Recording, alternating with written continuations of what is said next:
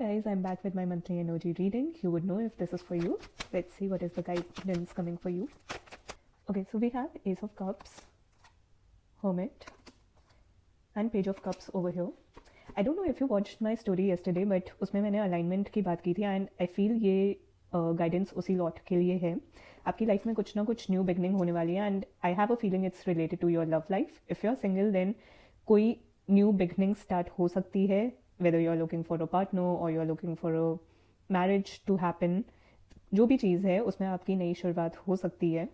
And this new beginning is coming because आपने खुद पे वर्क किया है, आपने खुद को टाइम दिया है, आपने खुद की चीज़ें एनालाइज की हैं, इंट्रोस्पेक्ट की हैं, and now you are functioning from clarity.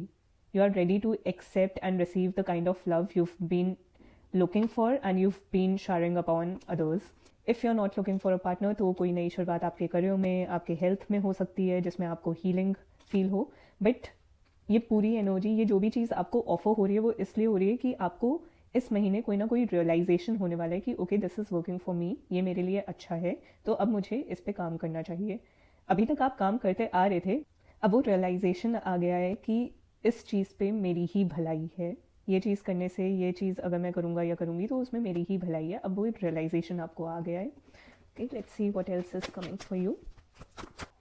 It's all about emotions.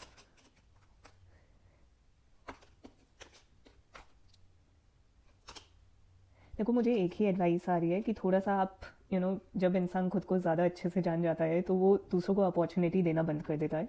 ठीक है, तो ये चीज़ आपके साथ हो सकती है कि you might receive certain offers, लेकिन आप उनको शट डाउन कर सकते हो because you are too scared to open up to them. ठीक है, सो इवन दो आपकी हीलिंग हो रही है, आप खुद को समझ रहे हो, अवेयरनेस आ रही है, रियलाइजेशंस हो रहे हैं, बट कहीं ना कहीं एक डर है दोबारा हर्ट होने का. ठीक है, तो हो सकता है कि जब ये न्यू अपॉर्चुनिटी आए तो आप डर से ज़्यादा ऑपरेट करो rather than fully embracing the opportunity. तो वो चीज़ मत करिएगा. सी, अगर जो भी अपॉर्चुनिटी आ रही है, जो भी ऑफर्स आ रहे हैं, हर चीज़ में कोई ना कोई लर्निंग छुपी होती है. ठीक है, तो उससे डरने से तो वैसे भी कोई फ़ायदा नहीं है. ठीक है, बट अगर वो आपके बेनिफिट के लिए हो गया then you will receive everything that you been looking for. Okay, I don't need to explain this card, you can see the energy in itself. Let's see one last guidance. आपके लिए guidance is delays, wait for the right time.